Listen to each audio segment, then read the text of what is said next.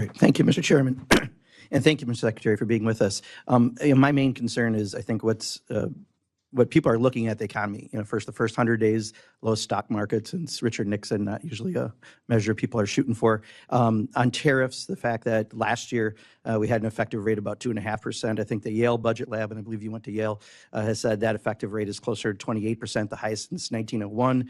I know some of that's changed because the tariffs are on again, off again, some on again, some off again, somewhat chaotic. I believe, as your term is, what, Crazy Ivan style. I compare them to how a monkey throws dung. You're not exactly sure where they're going to land. And that's the concern I have as a small business owner, and I know Ms. Luzenkamp-Perez is as well. I've got small businesses really worried.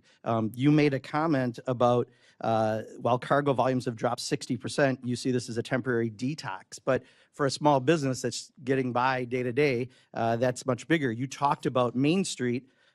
We want to finally focus on Main Street, not Wall Street. I think you were at a global investor conference in Beverly Hills yesterday. That's the cocktail party where you mentioned the Crazy Ivan theory. And before that, you were at a JP Morgan Chase World Bank private investor summit. All those things are not Main Street, right? Main Street is an auto body repair, a specialty printer. So my concern is on the tariffs. Who pays tariffs, Mr. Secretary?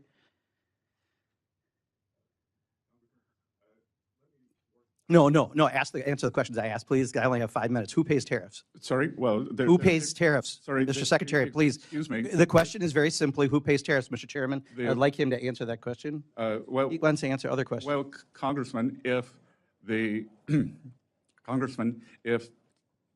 exporters, they dislike tariffs so much, why wouldn't they? If I think what you're trying to get me to say. Did you remember the question? I'm not sure you did. Who pays tariffs? It's a very complicated question. Reclaiming my time. People pay tariffs, right? Reclaiming my time, Mr. Secretary. Reclaiming my time, Mr. Secretary. Reclaiming my time. You clearly aren't going to answer. I'm not going to waste my time having you go, Mr. Secretary, Mr. Chairman, I asked reclaiming my time. Mr. Chairman, and I asked to reclaim my time. Did I not? No, I said reclaiming my time because he's clearly not answering it. So, yeah, so as a small business owner, and unfortunately I'd like that time back since you failed to recognize me for 30 seconds. So I just recently from one of my suppliers got the tariff surcharge on things. In addition to the tariff surcharge, guess what else got raised? American-made walnut plaques.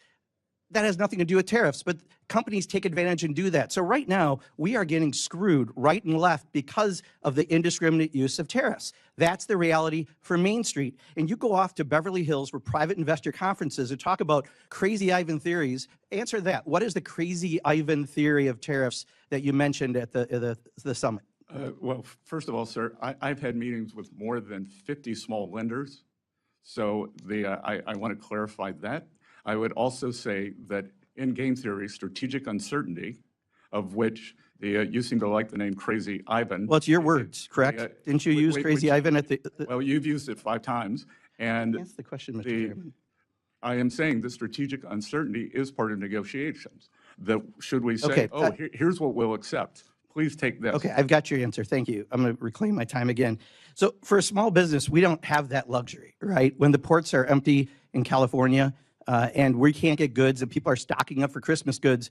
Crazy Ivan is great for, please don't take this offense, really rich people like you, but for people like me, it's not, right? That's what makes small businesses fail. That's what makes people lose their jobs. That's what makes the stock market tank. So I'll ask one more time, who pays tariffs? Sir, the history would show that it is a complicated mix of who pays the tariffs over various times. So that's exactly the problem. If your answer, and you are a very educated person, you have a very impressive bio, cannot answer the question who pays tariffs because you won't answer that, and you say it's a complicated issue. It's not complicated. Consumers pay Trump's tariff tax. That's the reality. What makes this exchange so intense isn't just the tone, it's the collision between economic theory and everyday reality. You're watching Mark Pocan press Scott Bessent on a question that sounds simple, but sits at the heart of global trade policy: who actually pays tariffs? Pocan's strategy is deliberate.